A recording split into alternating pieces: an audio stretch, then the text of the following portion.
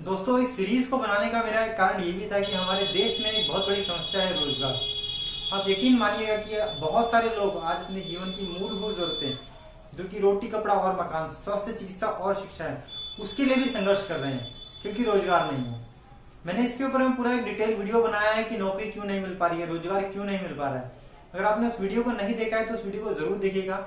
और फिर भी एक शॉर्ट में अगर मैं आप लोगों को बताना चाहूँ कि एक्चुअल में कितनी बड़ी समस्या है हमारी दरअसल में, तो हमारे देश की जनसंख्या लगभग अभी 135-140 करोड़ के आसपास में है, जो कि अगले 7-8 सालों में मतलब 2030 तक 150 करोड़ हो जाएगी आराम से।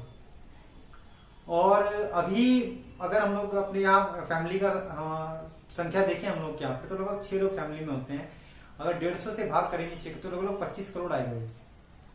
अभी मतलब गवर्नमेंट जॉब, प्राइवेट जॉब, जितने दुकानदार हैं उनके यहाँ जितने लोग काम करते हैं, इन सबको जोड़ा जाए तो लगभग 10 करोड़ लोगों के पास में रोजगार है, जबकि 50 करोड़ लोगों को रोजगार की जरूरत है। मतलब हर घर से 2 बंदे तो होंगे ही काम करने वाले। अगर आप 25 को गुना 2 करेंगे तो 50 करोड़ हो जाएंगे। और ये घर को अच्छे से चलाने के लिए कम से कम 20,000 रुपए की तो जरूरत होती ही है, चाहे वो घर से एक बंदा कमाए या 2 बंदे मिलके कमाए। ज्यादा अच्छा है कि 2 बंदे मिलके कमाए, को एक को ज्यादा जोर नहीं पड़ता है। और हर एक को 20,000 की नौकरी मिलना भी मतलब आसान बात नहीं है। तो इसीलिए दोस्तों मैं नए नए रोजगार के अवसर निकालना चाहता हूं। और मैं ये चाहता हूं कि जो 40 करोड़ लोग बचे हैं उनमें से कम 6 करोड़ लोग ऐसा काम शुरू करें ताकि कम से कम भी उनके यहाँ पर 5 से 6 लोग काम करें, ताकि ये जो 40 करोड़ लोग बचे हैं जिनको अभी अच्छे से रोजगार नहीं मिल पा रहा है, जो दिहाड़ी मजदूरी है ऐसे काम कर रहे हैं और बहुत मुश्किल से अपना जीवन यापन कर रहे हैं। खास करके गांव में ये बहुत बड़ी समस्या है, क्योंकि शहर में तो आपके हर एक चीज का पैसा लगता है, आपके किराए से लेके, आपके खाने से लेके, पानी से लेके। तो शहरों में तो जो लोग हैं वो रोजगार की वजह से ही है, वरना वो लोग बेचारे नहीं ज्यादा दिन रह पाते हैं। बहुत सारे लोग भूख से मर जाते हैं, बहुत सारे लोग अपने गाँव चले जाते हैं। लेकिन गाँव में रोजगार आज एक बहुत बड़ी समस्या है। तो ये लोग ये हर जगह पहुंचे और गांव और शहर दोनों जगह के लोगों को रोजगार मिले।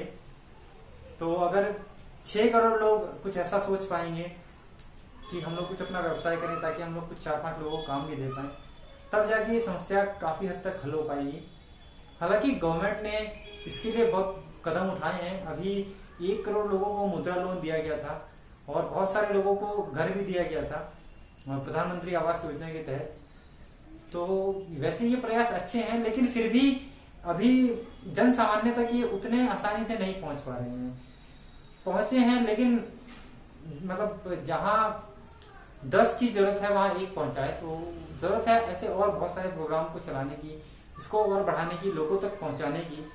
थोड़ा सा मेरी दरख्वास्त है हर किसी से, जो भी इस वीडियो को देख रहे हैं, जो भी लोग सिस्टम से जुड़े हैं, गवर्नमेंट से जुड़े हैं, जो लोग इस चीज में सुधार कर सकते हैं, कृपया करके इसके ऊपर में कुछ सोच विचार करें।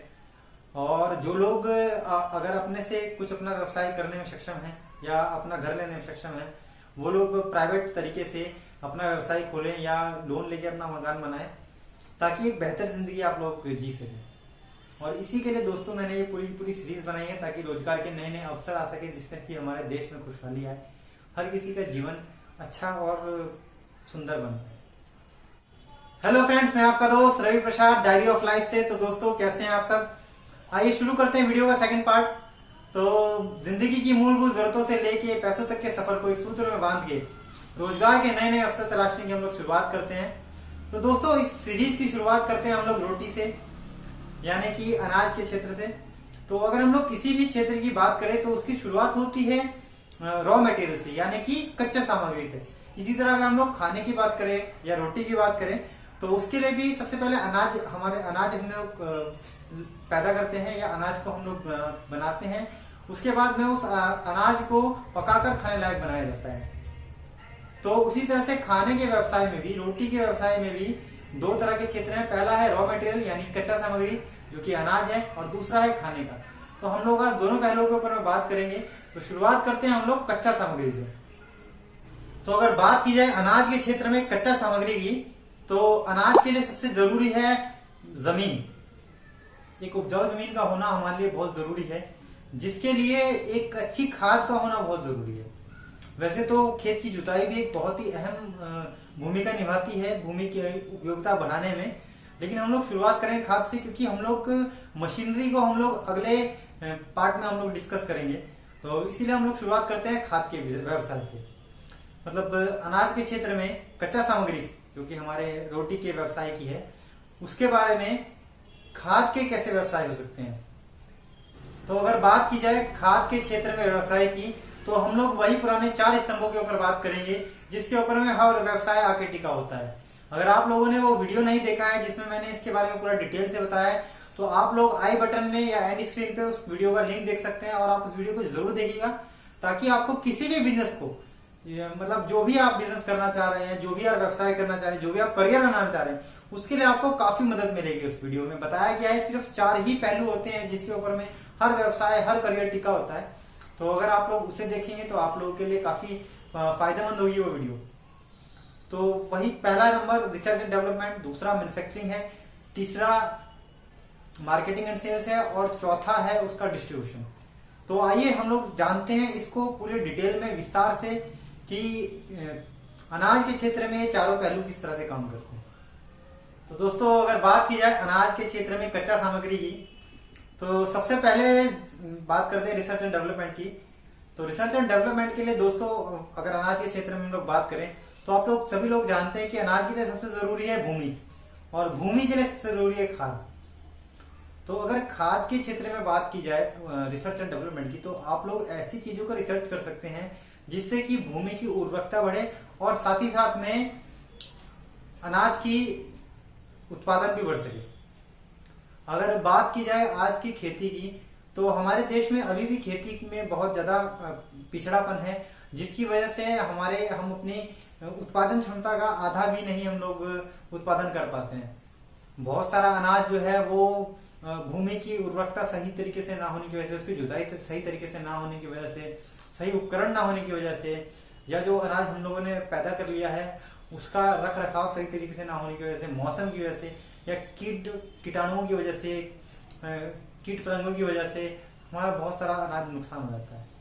तो अगर दोस्तों आप लोग ऐसे क्षेत्र में रिसर्च कर सकते हैं जिससे कि अनाज की उर्वरकता को बढ़ाया जा सके, भूमि की उर्वरकता को बढ़ाया जा सके, अनाज के उत्पादन को बढ़ाया जा सके, तो दोस्तों आप लोग रिसर्च एंड डेवलपमेंट में अपनी टीम लगा सकते हैं। अगर आपके पास में टीम का बजट नहीं है तो आप खुद से शुरुआत कीजिए।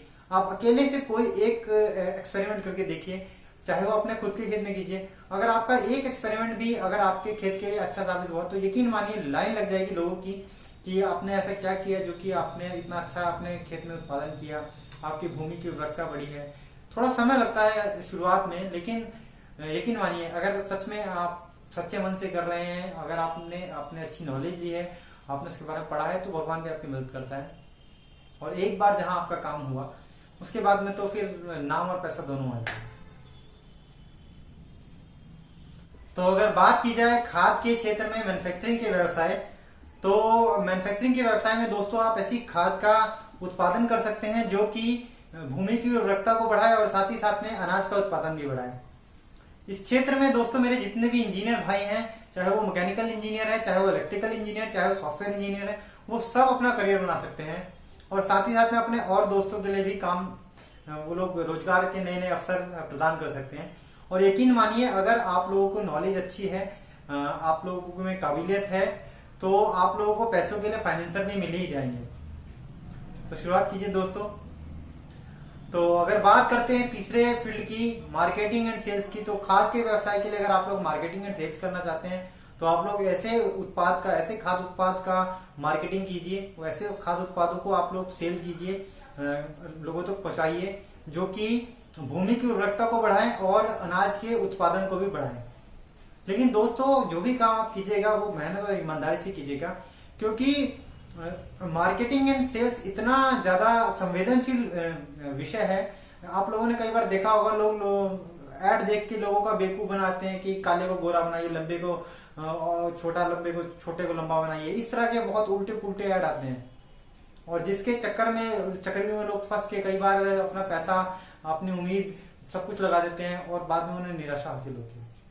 तो दोस्तों आप लोग जो भी काम कीजिएगा मेहनत और ईमानदारी से कीजिएगा, और प्लीज ऐसा कोई भी काम मत कीजिएगा जिससे कि लोगों को नुकसान हो, उनकी उम्मीद, उनका भरोसा टूटे।